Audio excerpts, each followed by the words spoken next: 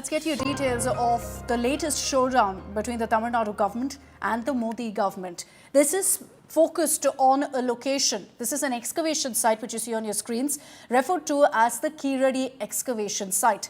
It's ignited a fierce political battle. Here's why. There's a report by an ASI archaeologist who says that the findings at this excavation site indicate that there was a civilization here dating back to 5th century, which essentially is beyond the Indus Valley Civilization as well. So you've got the DMK now stating that this is evidence that must be recognized worldwide, globally, that Tamil dates back much beyond the Indus Valley Civilization as well. The central government, however, has said that the ASI report lacks details. It doesn't have credible details to go ahead and take into account. This has led to a showdown, so much so that the archaeologist who's filed that report has now been transferred, sparking protests in Tamil Nadu. The latest flashpoint between the Tamil Nadu government and the centre over the civilizational history of Tamil. This is the Keeladi archaeological site, located in Madurai district. It is an ancient archaeological site that has garnered significant attention due to its findings.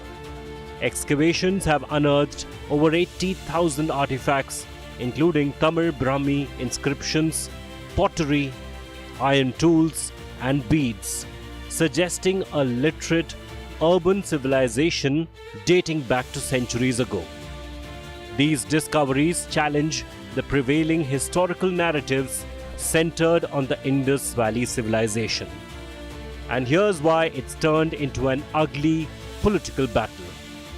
The DMK has accused the central government of hiding an ASI report that highlights that this civilization dates back to the 5th century.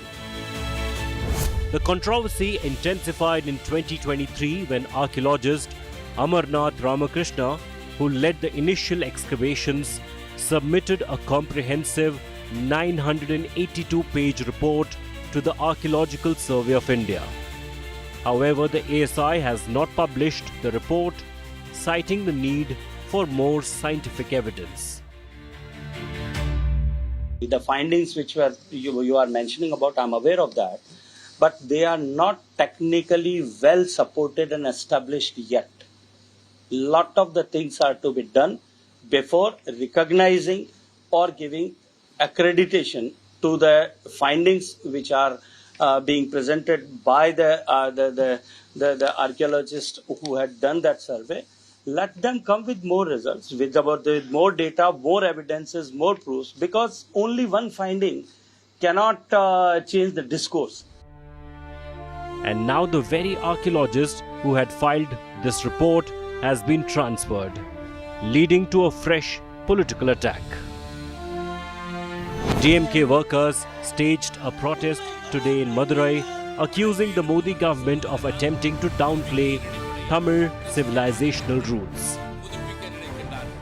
வடக்கே இருப்பவர்கள் சொல்வதெல்லாம் நம்பிக்கையின் அடிப்படையில், தமிழர்கள் சொல்வதெல்லாம் ஆதாரங்களின் அடிப்படையில் என்கிற போது ஏன் ஏற்க மறுக்கிறீர்கள்?